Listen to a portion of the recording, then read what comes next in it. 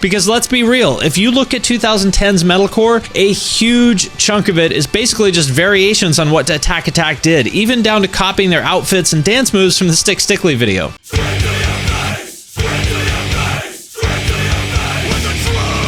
What's up, everybody? I'm Finn McKenty. This is the Punk Rock NBA, and welcome back to my How They Changed the Game series, where I talk about important bands that may or may not have been the most commercially successful, but somehow left a permanent impact that changed the scene. And today, I'm here to talk about a band that was, to put it very mildly, extremely polarizing, and that band is Attack Attack. What made me take notice of them and what made me interested in them in the first place is that I love any kind of band, or really artist of any kind, that just comes out of nowhere and does something completely new and shocking and different that pisses everybody off, especially the old guard of tastemakers and gatekeepers, because if those people hate it, there's a good sign that they're doing something interesting and important. Everybody was talking about the Stick Stickly video, usually in the context of how it was the worst band of all time and they absolutely hated everything about it. And for those of you who weren't around, I'm talking about this song and video.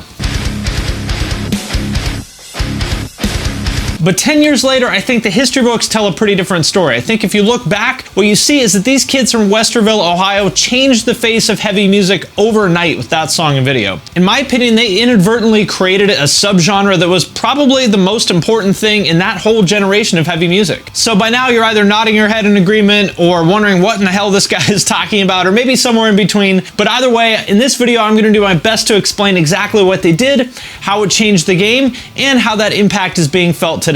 But really quickly, before I move on, I've been posting a lot more on Instagram lately, so I'd love it if you give me a follow over there if you like this video or any of my other videos. There's a link to it in the description. So yeah, give me a follow over there if you like this stuff. And with that out of the way, let's get into it. Before I get into what Attack Attack did, first I want to set the stage and talk about the context that they came up in. If you look back at the past few decades of music, it's basically a series of these special moments in time where a relatively small number of people were responsible for a disproportionately big impact. This core of people basically driving an explosion of creativity that made a permanent impact on whatever scene they were part of. Some of the ones that get talked about are the late 70s CBGB scene, the 80s New York hardcore scene, the Discord and DC hardcore thing, San Diego emo in the 90s, and so forth and so on. I consider myself really lucky to have been around for what I consider to be a few of those moments. For example, the 90s vegan straight edge scene that Earth Crisis spearheaded, and the power violence scene with Spaz, Despise You, and all those bands. And another one of those moments that I was fortunate enough to be around for, which I think isn't yet widely recognized, but I promise you will be soon enough, is the 2000s Ohio metalcore scene. There was an insane amount of really innovative bands back then, especially in Columbus and of all places, Dayton. As a few examples of what I'm talking about, bands like Miss May I, The Crimson Armada, Rose Funeral, City Lights, The Plot and You, like Moths to Flames, and of course the top dogs of the whole thing, The Devil Wears Prada. I have no clue what was going on back then to spark so much creativity, because trust me, there is nothing inspiring about Ohio. But looking back, it was kind of like the epicenter of the late 2000s metalcore scene. I mean, if you want to talk about who was on the bleeding edge of heavy music at the time, it was these bands, no question. Like, literally the rest of the world was emulating what they were doing. And in my personal opinion, the most interesting band to come out of that scene was Attack Attack. Part 2, Crabcore is unleashed upon the world. I vividly remember the first time I heard Attack Attack, and this is where our story truly begins. When someone forwarded me that video, I pressed play and I saw this. If you were around back then you'll remember. Literally everybody in the metal and hardcore scene was talking about this video. As just one example that I think is pretty representative of how people were talking about it, here's a little blog post from Metal Injection. What happens when we take every bad cliche about metalcore videos and stick them all into one? Well, Attack Attack can tell you, because they did it with their new video for Stick Stickly. I was watching Headbangers Ball on Saturday night, big mistake, I know, and this video came on and I was amazed. It sounded like two different songs from the same album being played at once. And then during the last 30 seconds or so, it sounds like a completely different album from a completely different band being played. Seriously guys, WTF. Oh, and please stop with the choreographed headbangs and super squatting. It looks like you need to badly take a dump. The kicker, of course, is this is a Christian metalcore outfit. Duh. And a quick disclaimer, as always, I love the Metal Injection guys. I guess we're just gonna have to agree to disagree on the merits of Crabcore. That was basically the tone of 99.9% of the coverage. Like, I literally don't remember a single person in the metal or hardcore scene doing anything but completely shitting on these guys. It was like a contest to see who could be the biggest hater. When you're like 16 or 17, you care a lot about what people think. And when you have thousands of people on the internet telling you you're a fat piece of shit and that you suck at what you do and you're going to ruin your band, it gets to you. And that was just the start. The video quickly spread way past the confines of the metal and hardcore world. It was so out of the blue and so over the top that soon even normies were talking about it. It was really a straight up viral video. As one example, here's The Guardian talking about it, and The Guardian is really about as mainstream as it gets. So you know if The Guardian's talking about it, that means it is fully penetrated everywhere. So you get the idea of how people were talking about this. And like I said in the intro, anytime a band comes out of nowhere and makes all the gatekeepers angry, I'm interested, especially if the younger people love the band as much as the old people hate them. Which brings us to part 3, the virus spreads. And that was definitely the case with Attack Attack, because for as much shit as the gatekeepers talked on them, the kids fucking loved them. This band had captured lightning in a bottle and the world noticed. And when I say the world, I mean it. No joke, this song and video became the template for an entire generation of bands all over the planet. Literally hundreds, if not thousands of them. These 16-year-old kids from Westerville, Ohio accidentally invented an entire genre that ended up being, at the time, the biggest thing in heavy music. Because let's be real, if you look at 2010's metalcore, a huge chunk of it is basically just variations on what Attack Attack did, even down to copying their outfits and dance moves from the Stick Stickly video. I could easily show you literally 100 examples, but here's just a few to give you an idea of what I'm talking about.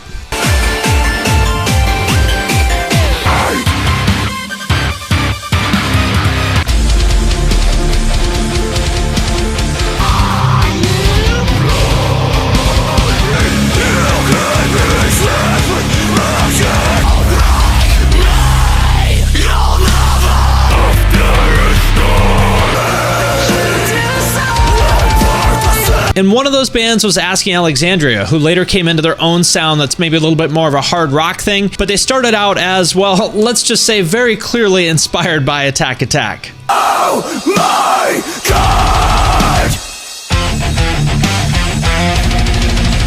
And Asking Alexandria inspired their own wave of clones like Make Me Famous and Capture the Crown and tons of other ones, which makes those bands essentially second generation Attack Attacks, like copies of a copy. And you know you've made it when the clones of your clones are reasonably successful bands in themselves. Look, anybody who tries to tell you that Attack Attack weren't the template for this whole genre is just straight up full of shit. The level of copying was just shameless, as I showed you before. And remember, these weren't tiny little bands playing in some weird little niche. These bands put up real numbers. Asking Alexandria, for example, went on to put out 3 Billboard Top 10 albums, and plenty of the other highly Attack Attack inspired bands went on to do the same. And these are also the bands that built Rise Records and Sumerian Records, which in my opinion are the 2 most significant heavy music labels of the past 15 years or so. Which brings us to part 4, the legacy. Unfortunately, Attack Attack was never anywhere near as commercially successful as many of the bands that copied them, as is often the case with artists who blaze the trail that others follow. And more than that, what's a bummer to me is that I think until recently, people kind of forgot about how pioneering they were.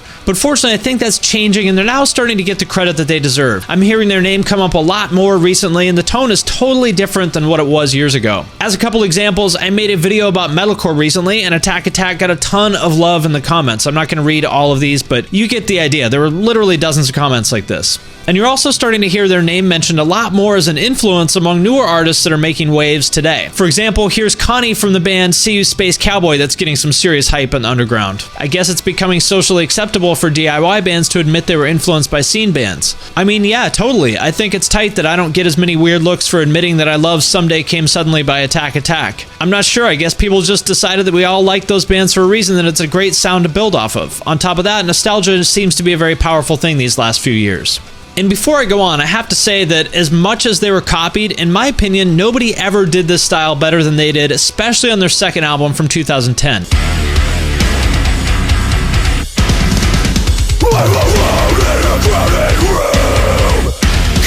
As many of you guys know, their first 2 albums were produced by Joey Sturgis, whose production totally defined this era of metalcore. He also did Of Mice and Men, Asking Alexandria, The Devil Wears Prada. Pretty much all the other big bands of the genre worked with Joey at one point or another. And with all due respect to the Attack Attack guys, I don't think they would have made as big of an impact without him on board. Someday Came Suddenly sounds maybe a little bit rough around the edges listening to it now, but at the time it was very, very slick for a band of that kind. Now, I want to take a quick detour here to talk about Enter Shikari, because I know a lot of people are going to bring them up as the ones who did this first. And it is true that they did the whole heavy post-hardcore with synths kind of thing first, probably before anybody else did. But that's not the topic of this video, and in general I think the whole like who did it first game is kind of pointless, because as I've said before, it's not about who did it first, or at least that's not what I'm concerned with. It's about who perfected it and who did it in such a way that it changed the game, and that band was Attack Attack. Now what makes me say that? Well, first of all, with all due respect to Enter Shikari, they seem like great guys and very good musicians. Their version of this style was pretty rough at the time, and I'm sure they would agree with me on that. And this is where you see how important Joey's production is, because listening to Enter Shikari from back then, it just doesn't sound modern like Attack Attack did. It sounds like something from the mid-2000s. The performances are a little bit loose, the vocals are a little pitchy, the drums are really flat.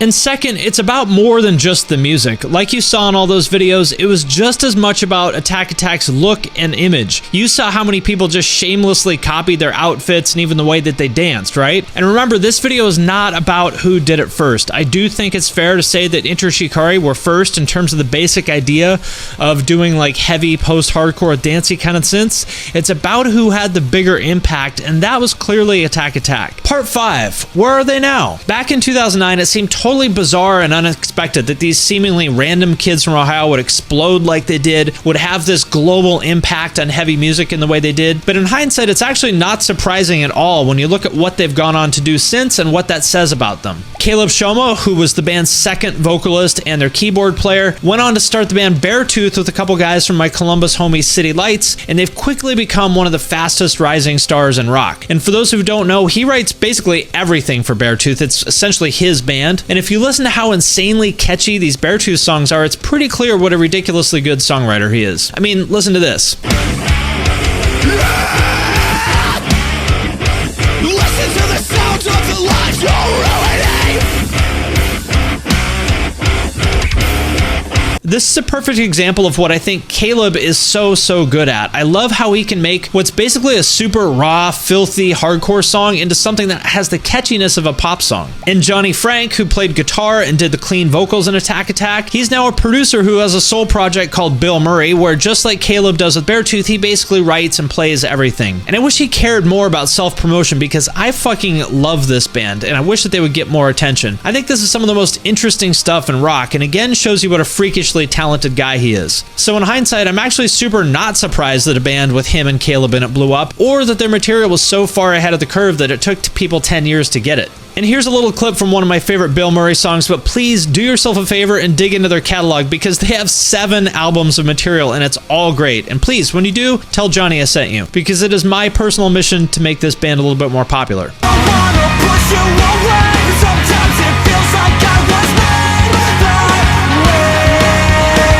I want to break them out today, 'cause I'm not alright and it's not okay.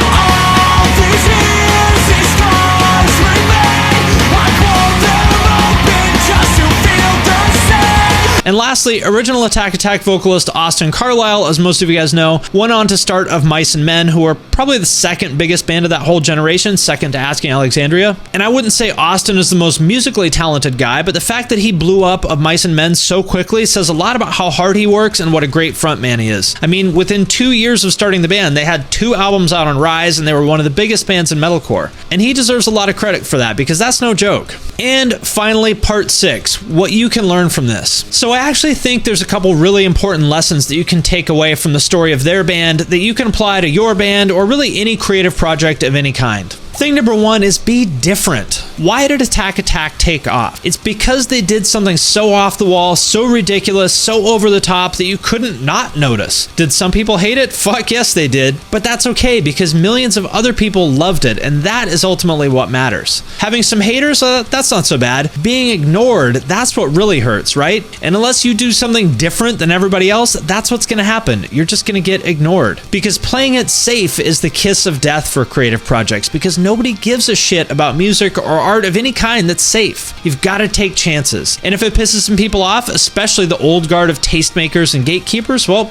that means you're probably doing something right. Thing number 2, don't take yourself too seriously. I actually really admire how well they handled all the hate they got, especially because they were just kids at the time. Like, they were literally still in high school and they were getting mountains and mountains of shit thrown at them by the entire internet, by people all over the world. But they rolled with the punches, and I think they actually came out looking way better than their haters did. Like, they made this Columbus Crabcore shirt, which totally defanged any of the negative connotations that term could have had. They didn't get butthurt about the hate. They turned that hate into merch. Brilliant. Profit off the haters. And last but definitely not least, if you take anything away from this video, it should be this. If they can do it, you can too. I hear from a lot of people who think that they can't quote unquote make it because they don't live in LA or New York or London or whatever big city, or because they don't have the budget for fancy videos or for studio time or this or that. All these different reasons why they can't make it. And honestly, it's all bullshit. Attack is proof that all those excuses are just that. A bunch of bullshit you're telling yourself, a bunch of self-limiting thinking.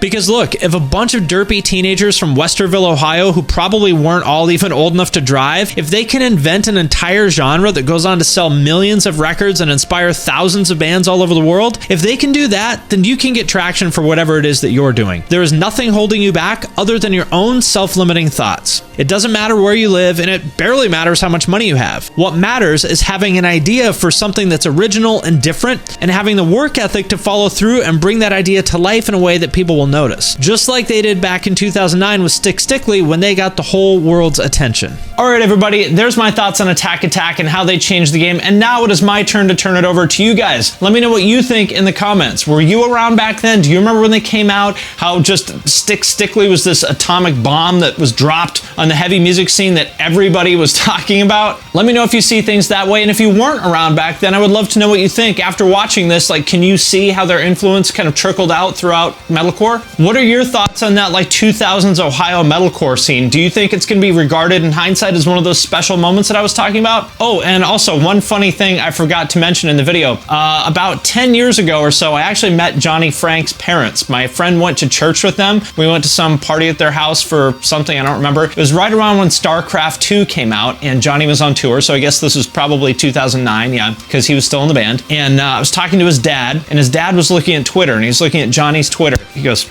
StarCraft 2 bitches, what is he doing? And I was like, no, it's StarCraft 2 bitches. It's a video game. Don't worry, he's not talking about girls. And he's like, oh, okay, that's good. Yeah, so anyway, shout out to Westerville. And with that, I will sign off for now. But like I said, give me a follow on Instagram if you like this video or any of my other videos. And with that, I'm going to sign off for now, but I will see you next time.